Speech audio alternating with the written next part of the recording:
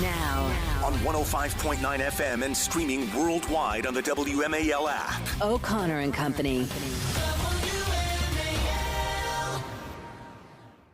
6:06 now on O'Connor and Company this Tuesday? Yeah, let's call it Tuesday. Tuesday morning, 1 week before the election. I'm just marveling at Kamala Harris's inherent political instincts as she's touring a factory yesterday and about to touch an incredibly sharp polysilicon rod, told by one of the factory workers, "Oh, you might want to do that. That might chop your hand off." And her only response was, "Ooh, and it's shiny." Shiny. We'll share that with you coming up in a bit. Also at 6:35, Mike Clancy running for Congress, Virginia 10, 7:35, Derek Anderson, Virginia 7. And then at 8:05, it's Tom Homan, former acting ICE director, fresh off that 60 Minutes interview that we just previewed for you. It's Larry O'Connor with Julie Gunlock. Good morning, Julie. Good morning. I'm just pronouncing it in the Midwestern fashion that I'm surrounded by. You're getting used to it out there. I am still in Battleground, Michigan, finishing up my fellowship at Hillsdale, which will be completed tomorrow, and then I'll be winging my way back Thursday. Are you ordering pops? Pop. Yeah. Are you some ordering Faygo pop for Yeah. everybody. That's how we say it. Joining us right now is Sean Kennedy. Are you making fun of Michiganders? Yeah. Is that what you're doing right now? Yes, I am. Wow. Hi, Sean. Noted. Sean Kennedy is a visiting fellow at Maryland Public Policy Institute and president of Virginia's for Safe Communities. Sean, thanks for joining us. Thank you so much for having me, Larry and Julie. Listen, much of the conversation we've had with you about what happens with regard to criminals and violent criminals, specifically in Northern Virginia, D.C., Maryland, all comes back to these Soros-funded DAs. Cully Stimson was just on last week. He wrote a great book about this and just came into a documentary. This is a problem, as we know. Steve Descano in Fairfax County is sort of a walking, talking example of this. George Gascon out in Los Angeles, one of these Soros DAs that's ruined L.A. County. He's about to lose by 30 points in the general election next week, even in L.A. But there's also another dark side of this. These DAs also get politically active. That's what we saw with Alvin Bragg in Manhattan, with the criminal charges against Donald Trump. Now what's going on in Philadelphia here with 1 week left in the election? Yeah, what we're seeing right now is the DA in Philadelphia is named Larry Krasner. Larry Krasner was elected in 2017, and he took office in 2018, and he is suing Elon Musk for election violations due to his, what he called an illegal lottery, by giving $1 million for signing this pledge to go vote and support the Second Amendment and whatnot, which he alleges is illegal. But the deep irony, and maybe you could also say hypocrisy, is that Larry Krasner, who received $3 million from Soros PACs, was fined twice for illegally coordinating with one of these lefty PACs called Real Justice, which, if you don't remember, because he was the original Black Lives Matter grifter, Sean King runs. Sean King paid Larry Krasner's campaign manager for both elections. He was fined the first time for doing it, then he did it again, illegally did that. So Larry Krasner himself is a convicted, I would say, an admitted election crime violator, and he's now suing somebody for election crimes. This is entirely political. Why would you come out with this a week before the election? You're a clear partisan. Larry Krasner has no business doing this. This is not the jurisdiction of a local DA. This is the jurisdiction of the Attorney General of Pennsylvania or the Secretary of State to intervene, who controls election things. Election crimes in the state of Pennsylvania are not in the purview of the local authorities unless it's a local election. Well, and also, Sean, you got to love it. If we want to laden some more irony on this beautiful chocolate cake, they're using rhetoric like, millionaires and billionaires shouldn't be involved in our election process, and where he's literally taking, like monopoly money bags of cash from George Soros. Soros is a saint. He's pristine. He's a hero of the republic. But Elon Musk, he uses his money to try to influence votes, and it's a crime. It's like the old joke, either FDR or LBJ, depending on the attribution. He's an SOB, but he's our SOB. No. Our billionaires are the good billionaires. Their billionaires are Lex Luthor. And so, therefore, we have to eliminate them. And, of course, the person, the funder, the financier of Larry Krasner's election victories in Philadelphia George Soros and other lefty billionaire PACs, the Pritzkers and other people give to some of these groups. Oh, of yes. course, they are the largest single donors, by far much larger than Elon Musk has given to any kind of Trump-affiliated PAC, is what George Soros has given to Democrats in previous cycles and what we know today in this cycle. The group that is known to everyone is called Future Forward, FF PAC. You can look it up on FEC. Mike Bloomberg, Bill Gates, and George Soros and Alex Soros' son, who's now in control, have given millions, hundreds of millions of dollars to this PAC. And Elon Musk gives out $1 million to some local yokel in Pennsylvania for registering to vote, and they're the ones committing the election crime. Elon Musk is, not the people who are going to spend billions on electing Democrats. And, of course, they're the ones who elected the DA who's going after the other billionaire. So this is, as somebody pointed out, lawfare. This is war, a political war by other means. They're using the machine of the state to punish their political opponents, and that's un-American. Yeah. Yeah, Sean, I was reading the article, and it says that this lawsuit that he's brought is based on the fact that, he is saying that Pennsylvania law requires all lotteries to be operated and administered by the state. You got to love that. You can do this just as long as the state does it. Does this fall within the definition? Musk's sort of giveaway, does this fall within the definition of a lottery? It sounds like it's like a prize. I mean, that you would basically say a church bingo or a cheap church lottery would be that. If it's from a nonprofit and it's giving away a prize and it's not a quid pro quo, it's at random, that would be a lottery. But if this is some kind of prize, then, you can't give out a prize to somebody winning a golf tournament. I mean, that's not a lottery. It's somebody who did something and they're being rewarded for their actions. If it were at random, then it would be a lottery. Nobody paid to join this lottery. In fact, what they did is they did work to be a member of this.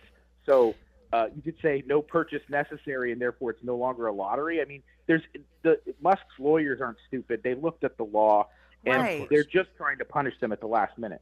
What about it says that the case has been assigned to Judge Angelo Foglietta. Do you know anything about him? He's a Democrat.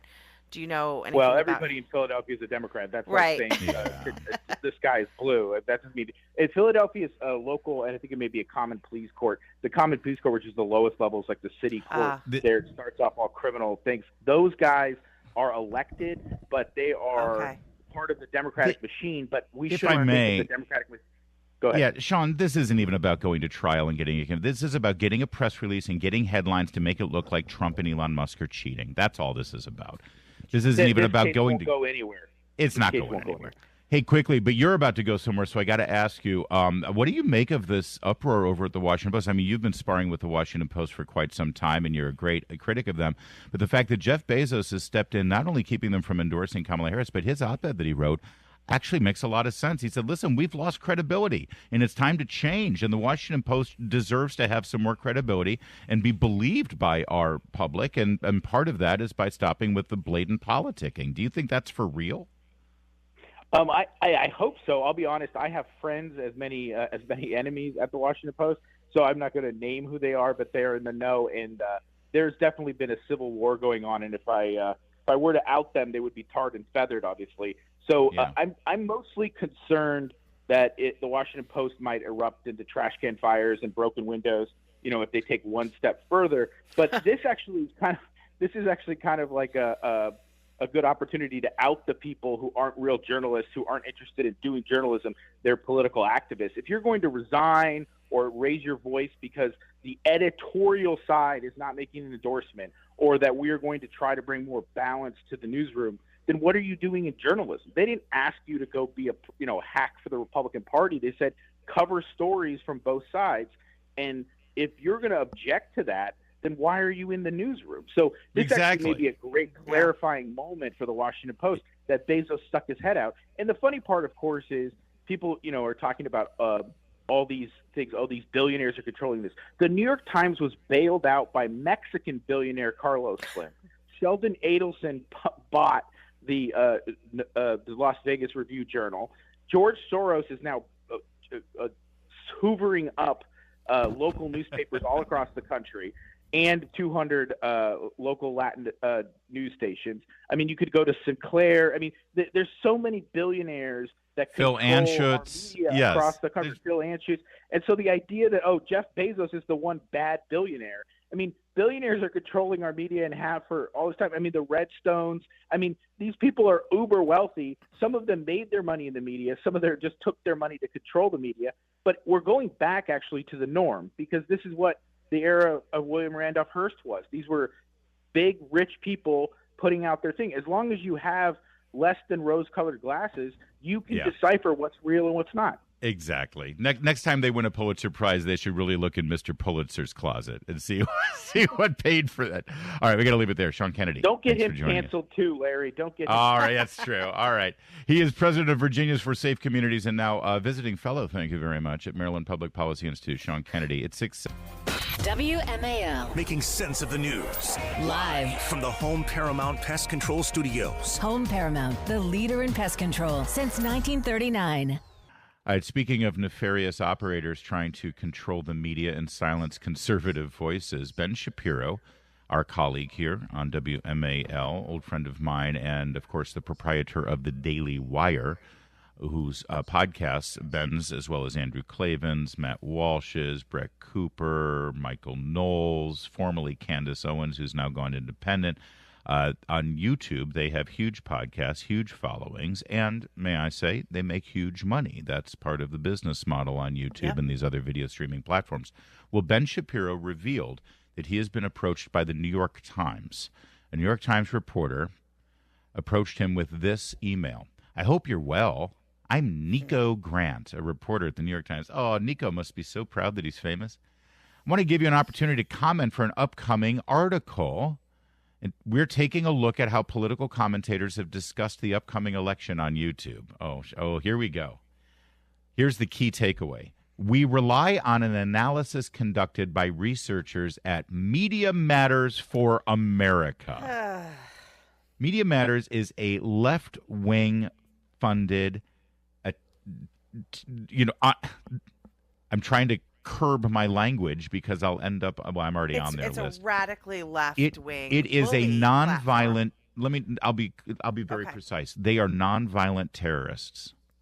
They hold media organizations and political commentators with a gun to their head, a metaphorical gun, to force them to be silenced, censored, fired, and demonetized. Yep. They do not tolerate. They have tried to destroy Fox News. They tried to destroy Rush Limbaugh. They tried to destroy Talk Radio, Mark Levin, Sean Hannity, Glenn Beck, everybody that you hear on the radio, on this radio station. They want this radio station to be metaphorically blown up. I'm trying to curb my language, but it is terrorist activity without the actual death and mayhem. But the death is the First Amendment. And so that's what they're trying to kill. And so the New York Times is relying on Media Matters for America for their research. And now listen to this. Media Matters identified 286 YouTube videos between May and August that contained election misinformation, including narratives that have been debunked and or not supported with credible evidence. Researchers identified videos posted by you in those 4 months that contain election misinformation. We feature a clip of you saying, quote, here's the quote that's misinformation. Your party rigged many of the voting rules in advance of the election in order to ensure an extraordinary number of mail-in ballots and ballot harvesting, unquote. Where's the lie? That is absolute fact. That is absolute 100% fact. If you're taking Ben Shapiro down for that statement, take me down too. Are you kidding me? Everybody knows that. And I'll add to that. All of those election rules that were rigged were based on the lie of social distancing that was needed. Yeah, I got to have 6 feet of social distancing. Otherwise, we can't have anybody showing up and casting their ballot at a polling place. That's why we have to have mail-in ballots, because of social distancing. And Anthony Fauci specifically says that he has no idea where 6 feet came from. He has no idea where the social distancing 6-foot rule came from. So anyway, but here are the questions. I'm sorry, Julie. There's a lot to get out here. The questions the New York Times is asking Ben Shapiro. Number 1, are you a member of the YouTube Partner Program? Number 2, if so, how frequently does YouTube demonetize your videos? Number 3, has YouTube sent you messages, emails, or notices in the last year that your content contains misinformation. In other words, you're making money on YouTube. YouTube's letting you make money with this content, with this stuff that Media Matters now says is misinformation. Now, the New York Times is going to do a big article talking about these right-wing or conservative groups like Daily Wire making money on YouTube, and that's going to put pressure on YouTube to demonetize these companies. They're trying to bankrupt conservative commentators. All right, I just wanted to lay that out. Well, and again, they're using Media Matters as their source. They're actually taking Media Matters as a legitimate source. Media Matters is not a legitimate source. They are not a legitimate research organization. They are, as you put it, a terrorist organization. They bully people into silence. They love censorship. And we see this with other left-wing organizations like the Southern Poverty Law Center. If you're on their list, then you're automatically a racist organization. Again, the Southern Poverty Law Center, like Media Matters, is not a legitimate source. You see this with the Human Rights Campaign that basically gets money out of businesses. They basically force businesses to give them money so that the Human Rights Campaign can give them sort of the good housekeeping stamp. You are woke enough, so we'll give you this little stamp.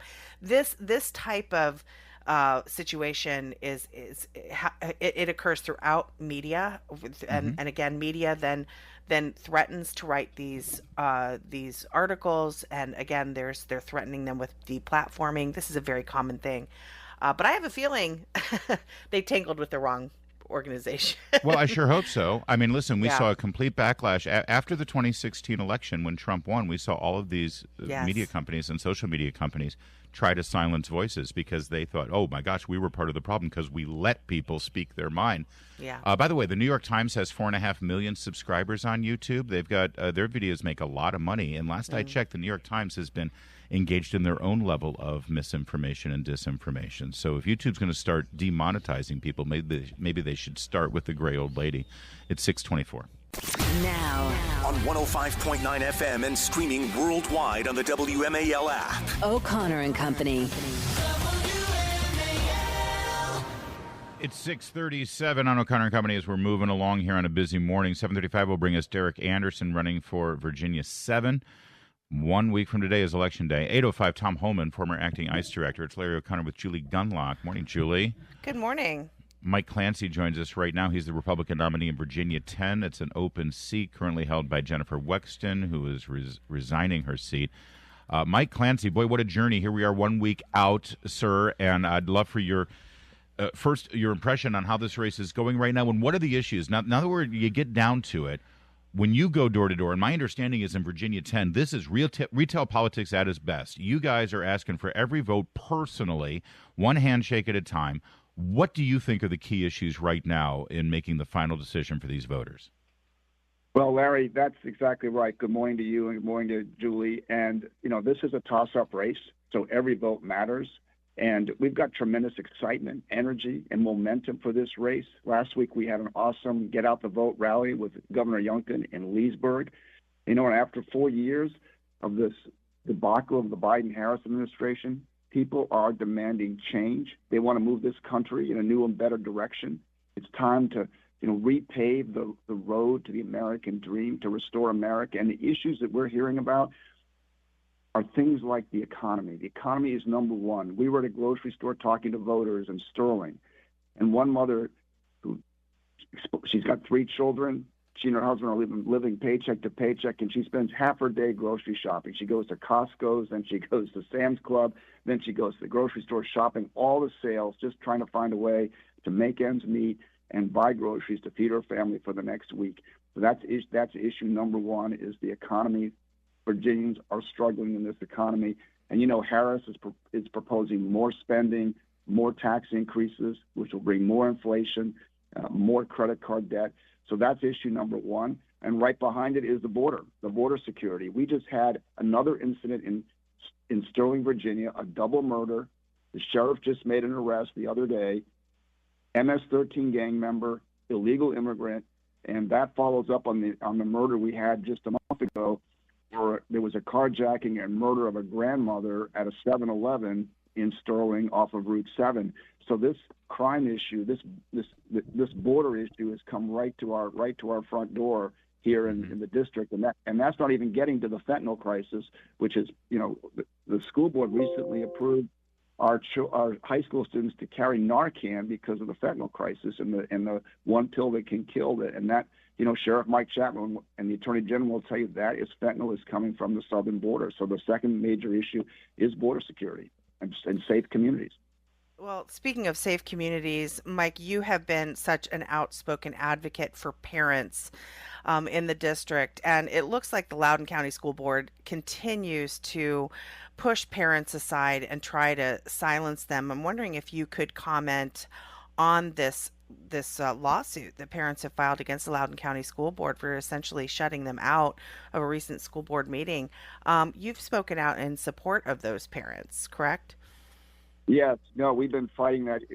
I've been down at that school board with parents, and what happened in that last meeting was shameful. I mean, the school board shut down public comment and just left the stage, and so I support the lawsuit. American First Legal is representing those parents. They're denying parents their ability to speak out on these issues. The parents are looking for transparency, and again, this involves another safety issue. This involves an MS-13 gang member who's illegally in the country, was caught carrying a gun and making threats against students. And they want to know how is this being handled? They want the transparency, and the school board is denying that transparency. We're speaking to Mike Clancy, who's running as a Republican candidate for Congress in Virginia 10, and you mentioned that issue, and I was shocked to learn that your opponent went in the General Assembly knowing that we had 2 sexual assaults in Loudoun County that had just shocked the consciousness. It ended up pretty much everybody who was on the school board then is gone now through resignation or losing their elections. The superintendent of schools in Loudoun County was drummed out of office because of these sexual assaults. And yet when he was in the General Assembly, when he was in Richmond, he actually voted to block the Attorney General's investigation into this. And he wanted school boards to be able to keep this stuff secret from parents. How on earth could the voters of Virginia 10 reward this man after those kind of positions? No, 100%. I mean, he is one of the most radical liberal progressives in the Virginia State Senate. He's been rated that way by the Virginia Progressive Legislative Network, and he votes with the radical left on all these bills. He voted to exempt sexual assault reporting for school boards and schools, which created this whole crisis. And unreal. It's unreal. And he did a press conference demanding the Attorney General reverse course on his investigation, trying to shut down and block the investigation. But, the governor had issued an executive order directing the Attorney General to conduct this investigation. The people in Loudoun County, the parents in Loudoun County, they deserve transparency into that whole sexual assault cover-up. And we did finally get it. The grand jury issued a scathing report about what happened in Loudoun County. And so families finally got the transparency and the information they deserved. Well, and that happened, and I'll tell you, because I was there watching it all transpire here from the studio and also many visits out to Loudoun County. Mike Clancy, when he wasn't running for office, wasn't even planning on running office, he was there trying to get the truth out about this, protecting kids in the schools and protecting parents' rights and voices. He deserves your vote. Mike, listen, but we probably won't talk until after the election. Good luck to you in this final week, and quickly tell people how they can help you, whatever help you need right now. Where can they go?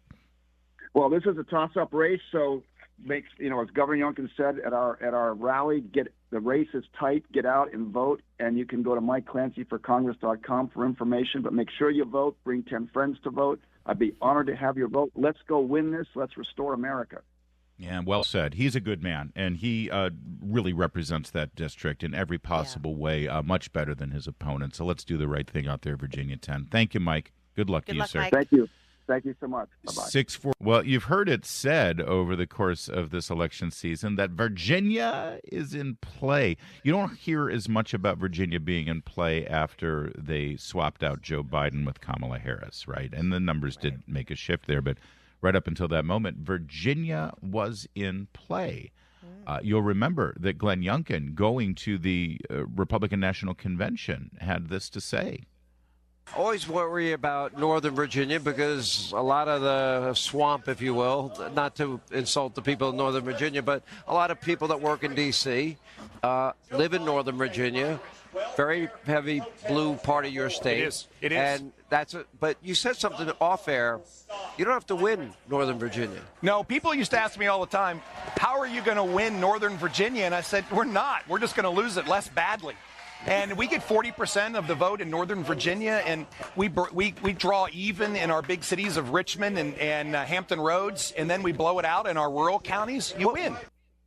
Well, and that is a recipe of success for Glenn Youngkin, as well as Winsome Sears and Jason Miyares, who all won recently in 2021.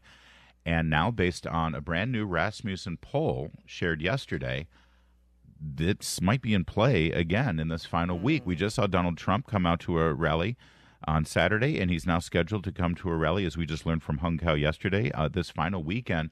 And according to Rasmussen, Donald Trump is trailing Kamala Harris by just 2 points, 48-46 in the Old Dominion. Is it in play? Is this going to be a recipe for a nail-biter in the Commonwealth? You know, Larry, I live in Northern Virginia, and the swampiest of parts of Virginia. I talk about it a lot. And one thing that I do not do, because I always feel like people on Twitter say, I got in a cab and I talked to the driver, and man, he's from Pakistan, but he's all Trump, or he's, right. And I feel and then everybody goes, that didn't happen, right? And maybe it did, but so I'm about to do one of those, but I have a lot of conversations with people, and you can't get out of the grocery store without someone, either the cashier or the person behind you or the person in front of you, going, my God, these prices. And, we live here too. Democrats have to survive in this economy as well. And there's, I think, some persuadable Democrats out there and independents who are like, I've just had enough. I'm not going to tell anybody. I'm going to go in that voting booth and secretly cast my ballot because I need a new car, or I need to live better. This is hard. Right. It's hard to live in Northern Virginia like this. Well, I'll tell you, we'll see.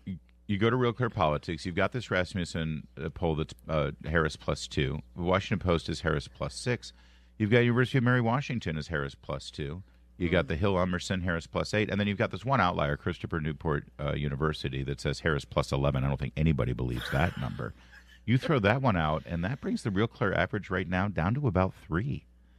And if you throw that +11 out, and listen, I'm not saying it's happening. I'm just saying it's a conversation, and Donald Trump will be stopping in Virginia during his 11th hour campaign swing before Election Day.